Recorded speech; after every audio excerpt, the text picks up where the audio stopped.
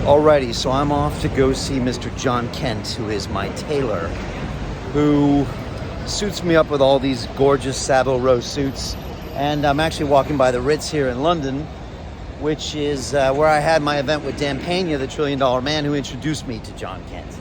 So I'll do a video over there on my Instagram so you can say hi to John. But it made me think of this question today, and I got this question to ask, especially to a lot of you American guys out there. And let me ask you this.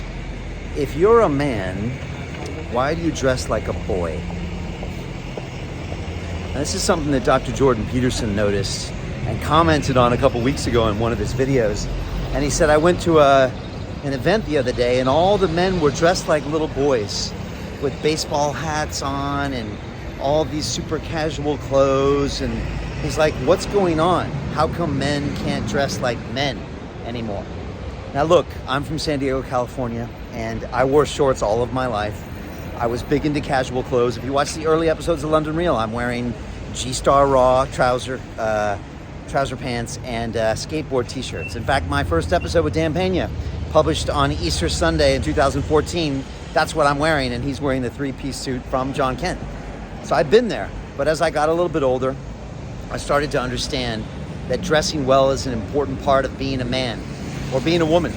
And every single day I wake up, at least during business days, and I put on a beautiful Savile Row suit that's been made for me by Mr. John Kent, who is just a genius and expert. He's the man. And people say, why do you wear this? Who are you trying to prove? Blah, blah, blah.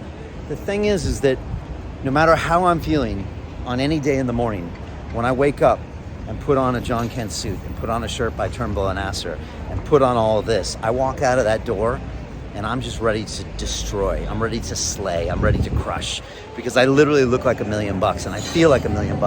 And when you walk down the street in a suit like that, it's like a suit of armor to a certain extent. And it really is who I am. It also shows the world that I'm ready. I'm always ready. It shows my team that I'm ready. It shows anybody I interact with during the day via video or via meetings that I'm ready. And this is who I am. And I don't do casual Thursdays or casual Fridays. I also don't do cheat days on meals, but that's another story. This is me every day, and I'm ready. And it's become part of my brand.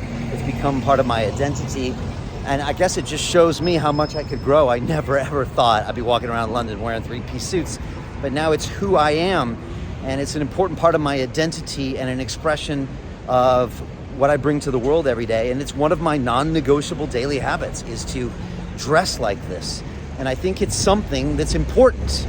And so again, if you're a boy, a guy, why are you dressing like a boy? It honestly drives me crazy to see everybody with these hats pulled down and all that stuff. I mean, you know, this is an incredible right you have as a man to express yourself and to tell the world who you are. And my mentor, Dan Pena, says, you know what?